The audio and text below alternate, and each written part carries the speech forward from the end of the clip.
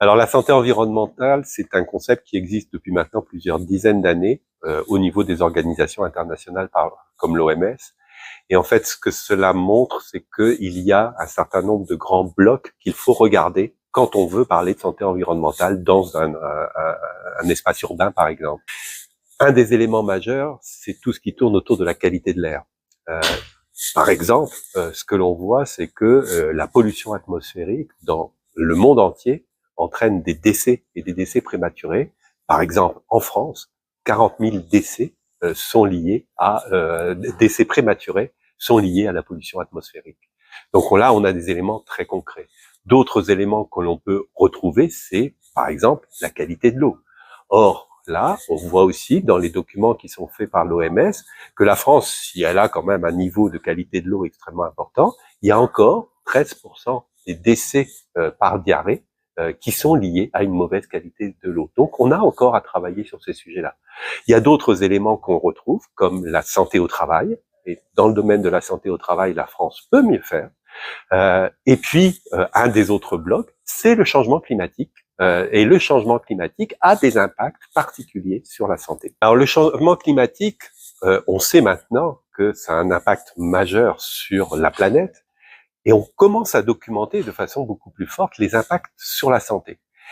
On peut caractériser ça de deux manières. Il y a des impacts directs. Les impacts directs, c'est par exemple, vous avez une vague de chaleur dans un pays comme notre pays. Cette vague de chaleur ou ces vagues de chaleur entraînent des décès. On l'a vu on l'a découvert avec la canicule de 2003, mais depuis c'est de plus en plus documenté les décès qui sont liés à ces vagues de chaleur en France. Mais ça peut exister dans tous les pays et on le voit à travers le monde entier. Ça, c'est des impacts directs, parce que ça a un impact direct sur les décès, sur les maladies cardiovasculaires, sur les maladies respiratoires, mais aussi c'est l'impact par le développement de maladies transmissibles. On est actuellement très inquiet, par exemple, par le fait que certains vecteurs, comme le moustique tigre, se sont implantés maintenant sur l'ensemble du territoire métropolitain. Et puis, il y a des effets indirects. Et les effets indirects, c'est à la fois des effets sur la santé auxquels on pense pas toujours, mais maintenant de plus en plus, comme par exemple les problématiques de santé mentale et d'éco-anxiété qui se développent. Mais ça peut être aussi des effets qui sont liés à une modification complète d'un certain nombre de circuits, le circuit de l'eau, le circuit alimentaire et les circuits de la nutrition vont avoir des impacts sur la santé des populations. Alors en France peut-être moins, mais dans d'autres pays beaucoup plus.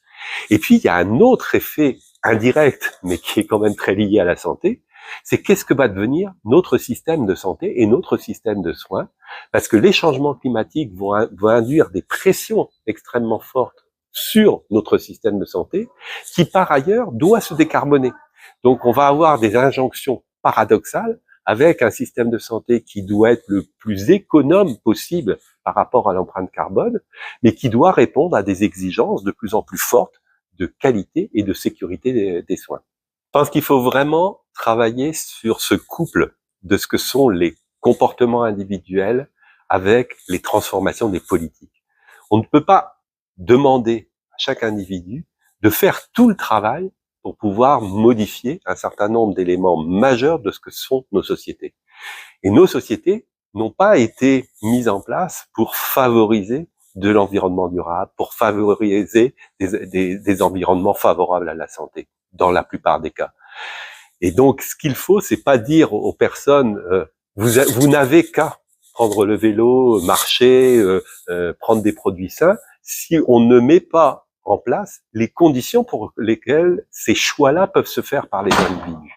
Donc, ça, à mon avis, c'est extrêmement important parce que sinon, on décourage les personnes et en plus, on aggrave les inégalités parce que très souvent, les gens qui peuvent pas avoir ces comportements favorables à la santé sont ceux qui sont dans des conditions sociales défavorisées. Donc, on a tout faux. Donc, ce qu'il faut, c'est vraiment travailler à la fois les politiques publiques qui doivent être favorables à la santé et qui sont un préalable pour que les comportements individuels puissent se développer de manière favorable.